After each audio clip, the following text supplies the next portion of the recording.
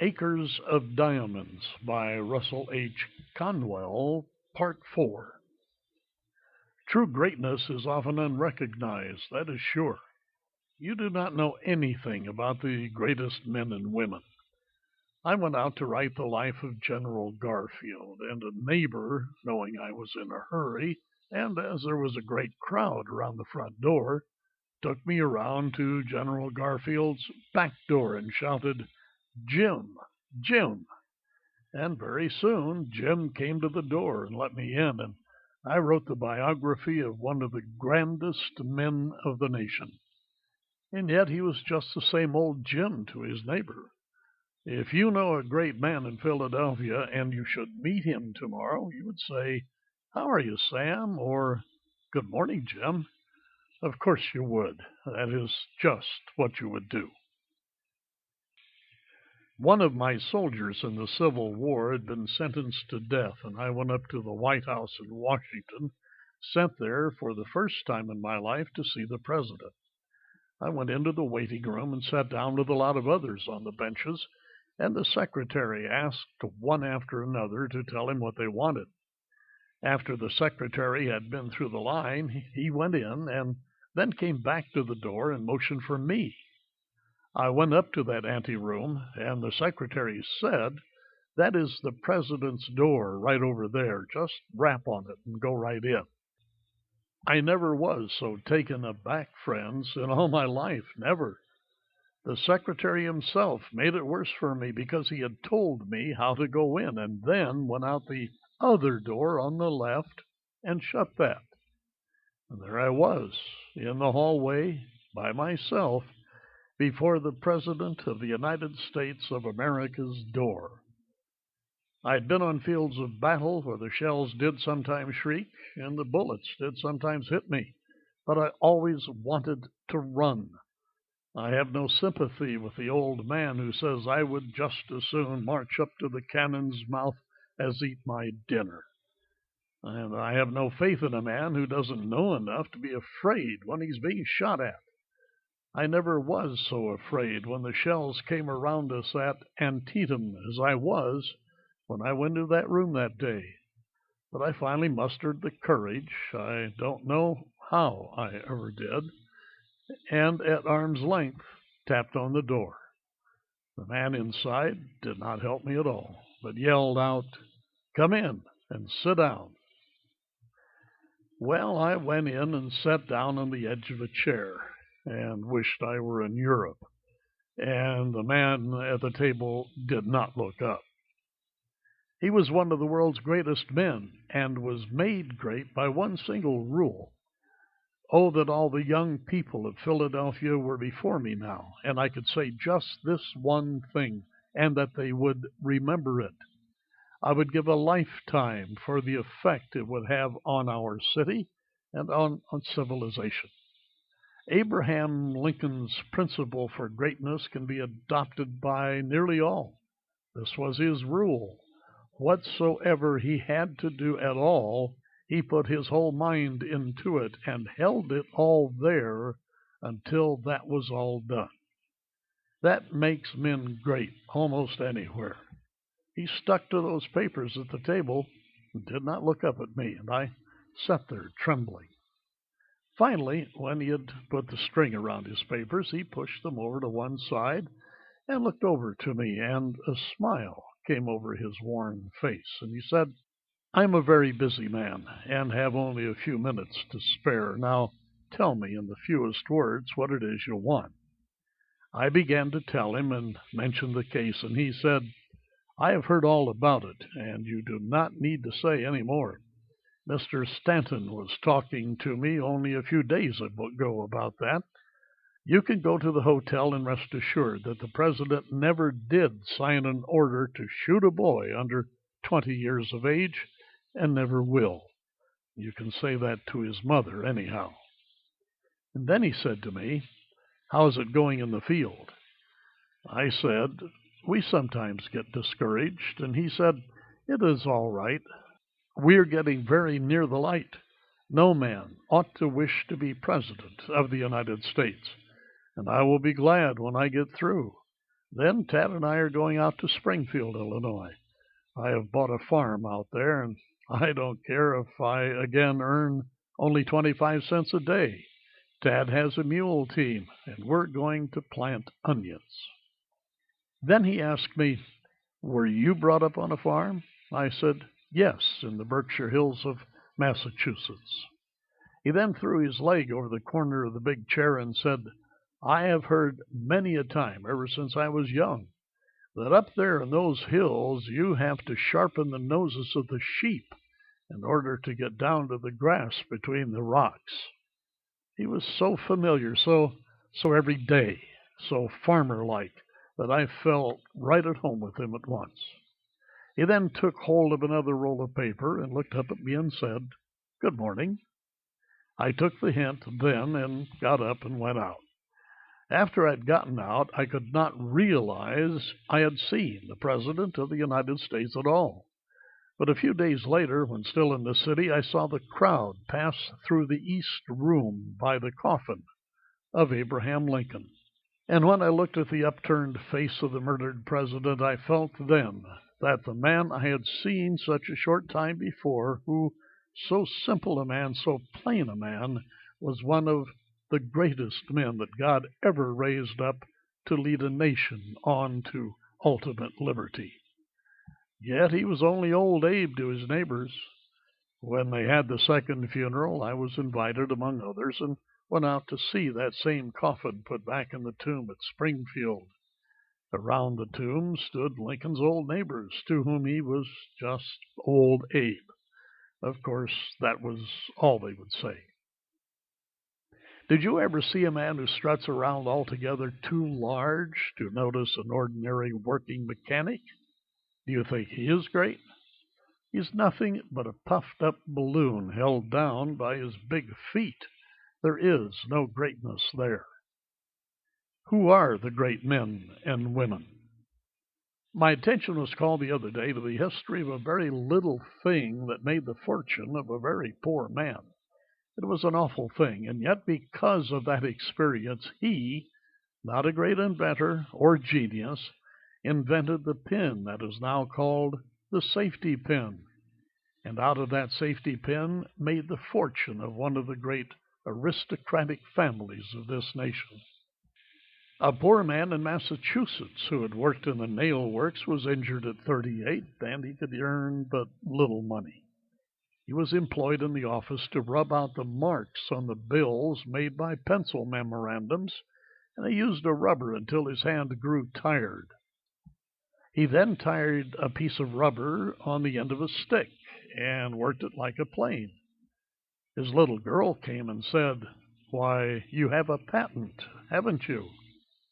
The father said afterward, "My daughter told me when I took that stick and put the rubber on the end that there was a patent, and that was the first thought of that." He went to Boston and applied for his patent, and every one of you that has a rubber-tipped pencil in your pocket is now paying tribute to the millionaire. No capital, not a penny did he invest in it. All was income all the way up into the millions. But let me hasten to one other greater thought. Show me the great men and women who live in Philadelphia. A gentleman over there will get up and say, "We don't have any great men in Philadelphia. They don't live here. They live away off in Rome or St. Petersburg or London or Manayunk or anywhere else but here in our town." I have come now to the apex of my thought. I have come now to the heart of the whole matter and to the center of my struggle. Why isn't Philadelphia a greater city in its greater wealth? Why does New York excel Philadelphia? People say because of her harbor.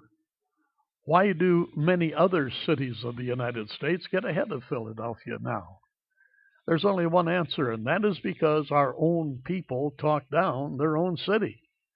If there ever was a community on earth that has to be forced ahead, it's the city of Philadelphia.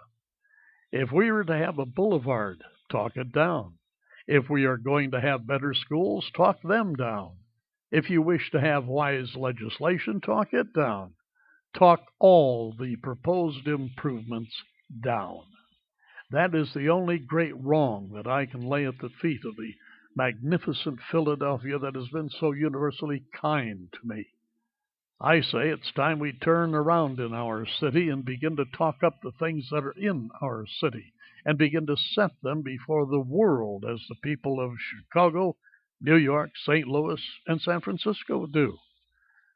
Oh, if we could only get that spirit out among our people that we can do things in Philadelphia and do them well. Arise, ye millions of Philadelphians, trust in God and man, and believe in the great opportunities that are right here, not over in New York or Boston, but here, for business, for everything that is worth living for on earth. There never was an opportunity greater. Let us talk up our own city. But there are two other young men here tonight, and that is all I will venture to say because it is too late. One over there gets up and says, "There's going to be a great man in Philadelphia, but never was one." Oh, is that so? When are you going to be great? When I'm elected to some political office. Young man, won't you learn a lesson in the primer of politics that is a prima facie evidence of littleness to hold office under our form of government? Great men get into office sometimes, but what this country needs is men that will do what we tell them to do. This nation, where the people rule, is governed by the people for the people. And so long as it is, then the office holder is but the servant of the people. And the Bible says the servant cannot be greater than the master. The Bible says he that is sent cannot be greater than him who sent him. The people rule, or should rule, and if they do, we do not need the greater men in office. If the great men in America took our offices, we would change to an empire in the next 10 years. I know of a great many young women, now that women's suffrage is coming, who say, "I'm going to be president of the United States someday." I believe in women's suffrage, and there is no doubt but what it is coming. And I'm getting out of the way anyhow. I may want an office by and by myself, but if the ambition for an office influences the women in their desire to vote, I want to say right here what I say to the young men, that if you only get the privilege of casting one vote, you don't get anything that's worthwhile. Unless you can control more than one vote, you will be unknown and your influence so dissipated as practically not to be felt. This country is not run by votes. Do you think it is? It is governed by influence. It is governed by the ambitious and the enterprises which control votes. The young woman that thinks she is going to vote for the sake of holding an office is making an awful blunder. That other young man gets up and says, "There are going to be great men in this country and in Philadelphia." Oh, is that so? When? When there comes a great war, when we get into difficulty through watchful waiting in Mexico, when we get into war with England over some frivolous deed, or with Japan or China or New Jersey or some distant country. Then I will march up to the cannon's mouth. I will sweep up among the glistening bayonets. I will leap into the arena and tear down the flag and bear it away in triumph. I will come home with stars on my shoulder and hold every office in the gift of the nation, and I will be great. No, you won't. You think you're going to be made great by an office. But remember that if you are not great before you get the office, you won't be great when you secure it. It will only be a burlesque in that shape. We had a peace jubilee here after the Spanish War. Out west, they don't believe this because they said Philadelphia would not have heard of any Spanish War until 50 years hence. Some of you saw the procession go up Broad Street. I was away, but the family wrote to me that the tally-ho coach with Lieutenant Hobson upon it stopped right in front of the door, and people shouted, "Hurrah for Hobson!" And if I had been there, I would have yelled too, because he deserves much more of his country than he's ever received. But suppose I go into school and say, "Who sunk the Merrimac at Santiago?" And if the boys answer me, "Hobson," they will tell me 7/8 of a lie. There were 7 other heroes on that steamer, and they, by virtue of their position, were continually exposed to Spanish fire, while Hobson, as an officer, might reasonably be behind the smokestack. You have gathered in this house your most intelligent people, and yet, perhaps, not one here could name the other 7 men. We ought not to so teach history. We ought to teach that, however humble a man's station may be, if he does his full duty in that place, he is just as much entitled to the American people's honor as is the king upon his throne. But we do not so teach. We are now teaching everywhere that the generals do all the fighting. I remember that after the war, I went down to see General Robert E. Lee, that magnificent Christian gentleman of whom both North and South are now proud as one of our great Americans. The general told me about his servant, Rastus, who was an enlisted colored soldier. He called him in one day to make fun of him and said, "Rastus, I hear that all the rest of your company are killed, and why are you not killed?" Rastus winked at him and said, "Because when there's any fighting going on, I stay back with the generals." I remember another illustration. I would leave it out but for the fact that when you go to the library to read this lecture, you will find this has been printed in it for 25 years. I shut my eyes, shut them close, and lo, I see the faces of my youth. Yes, sometimes they say to me, "Your hair is not white. You're working night and day without seeming ever to stop. You can't be old." But when I shut my eyes, like any other man of my years, then come trooping back the faces of the loved and lost of long ago, and I know, whatever men may say, it is evening time. I shut my eyes now and look back to my native town in Massachusetts, and I see the cattle showground on the mountain top. I can see the horse sheds there. I can see the Congregational Church, see the town hall and the mountaineers' cottages, see a great assembly of people turning out, dressed resplendently, and I can see flags flying and handkerchiefs waving and hear bands playing. I can see that company of soldiers that had re-enlisted, marching up on that cattle showground. I was but a boy, but I was captain of that company and puffed out with pride. A cambric needle would have burst me all to pieces. Then I thought it was the greatest event that ever came to man on earth. If you have ever thought you would like to be a king or queen, you go and be received by the mayor. The bands played and the people turned out to receive us. I marched up that common so proud at the head of my troops, and we turned down into the town hall. Then they seated my soldiers down the center aisle, and I sat down on the front seat. A great assembly of people, 100 or 2, came in to fill the town hall so that they stood up all around. Then the town officers came in and formed a half circle. The mayor of the town sat in the middle of the platform. He was a man who had never held office before, but he was a good man, and his friends have told me that I might use this without giving them offense. He was a good man, but he thought an office made a man great. He came up, took his seat, adjusted his powerful spectacles, and looked around, when he suddenly spied me sitting there on the front seat. He came right forward on the platform and invited me up to sit with the town officers. No town officer ever took any notice of me before I went to war, except to advise the teacher to thrash me and now I was invited up on the stand with the town officers. Oh my, the town mayor was then the emperor, the king of our day and our time. As I came up on the platform, they gave me a chair about this far, I would say, from the front.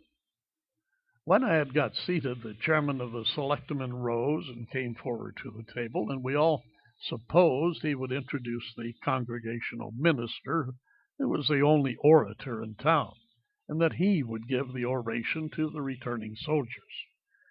But, friends, you should have seen the surprise which ran over the audience when they discovered that the old fellow was going to deliver that speech himself.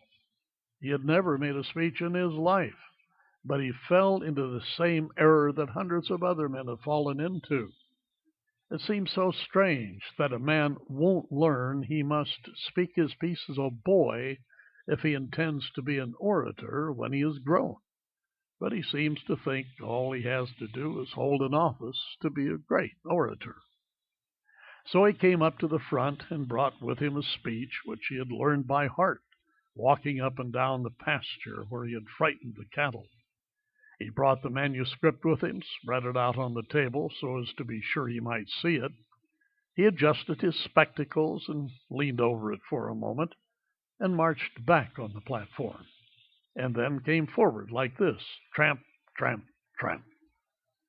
He must have studied the subject a great deal, when you come to think of it, because he assumed an elocutionary attitude. He rested heavily on his left heel, threw back his shoulders, slightly advanced the right foot, opened the organs of speech, and advanced his right foot at an angle of 45. As he stood in that elocutionary attitude, friends, this is the way that speech went. Now, some people say to me, "Don't you exaggerate?" That would be impossible. But I am here for the lesson and not for the story. And this is the way it went. Fellow citizens. As soon as he heard his voice, his fingers began to go like that. His knees began to shake. And then he trembled all over. He choked and swallowed and came around to the table to look at the manuscript. Then he gathered himself up with clenched fists and came back. Fellow citizens, we are very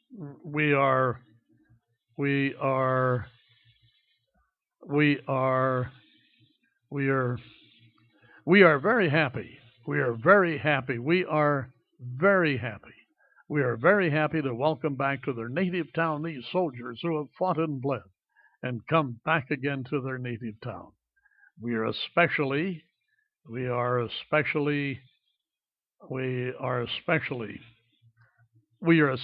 pleased to see with us today this young hero. That meant me. This young hero who in imagination, friends, remember he said that.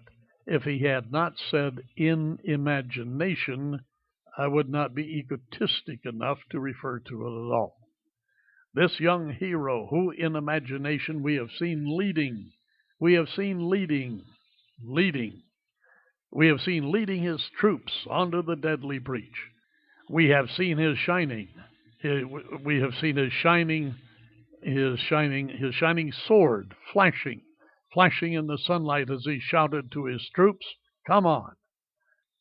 Oh, dear, dear, dear, how little that good man knew about war. If he had known anything about war at all, he ought to have known what any of my GAR comrades here tonight will tell you is true, that it is next to a crime for an officer of infantry ever, in time of danger, to go ahead of his men. I, with my shining sword flashing in the sunlight, shouting to my troops, "Come on." I never did it. Do you suppose I would get in front of my men to be shot in front by the enemy and in the back by my own men? That is no place for an officer. The place for the officer in actual battle is behind the line. How often, as a staff officer, I rode down the line when our men were suddenly called to the line of battle, and the rebel yells were coming out of the woods and shouted, "Officers to the rear! Officers to the rear!" Then every officer gets behind the line of private soldiers, and the higher the officer's rank, the farther behind he goes. Not because he is any the less brave, but because the laws of war require that. And yet he shouted, "I with my shining sword." In that house there sat the company of my soldiers who had carried that boy across the Carolina rivers that he might not wet his feet. Some of them had gone far out to get a pig or a chicken, and some of them had gone to death under the shell-swept pines in the mountains of Tennessee. Yet in the good man's speech they were scarcely known. He did refer to them, but only incidentally. The hero of the hour was this boy. Did the nation owe him anything? No.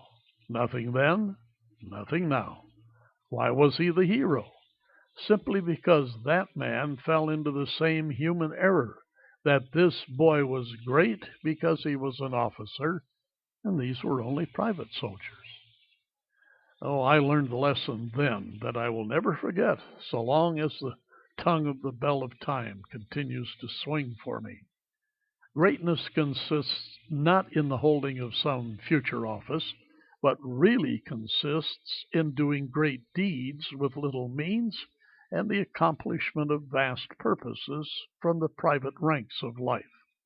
To be great at all, one must be great here, now, in Philadelphia.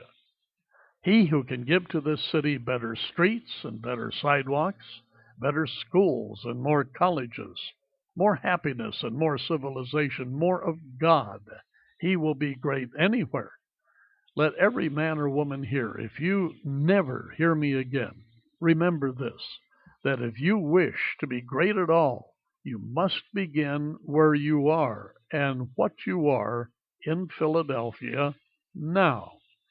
He that can give to his city any blessing, he who can be a good citizen while he lives here, he that can make better homes, he that can be a blessing, whether he works in the shop or sits behind the counter or keeps house, whatever be his life, he who would be great anywhere must first be great in his own Philadelphia.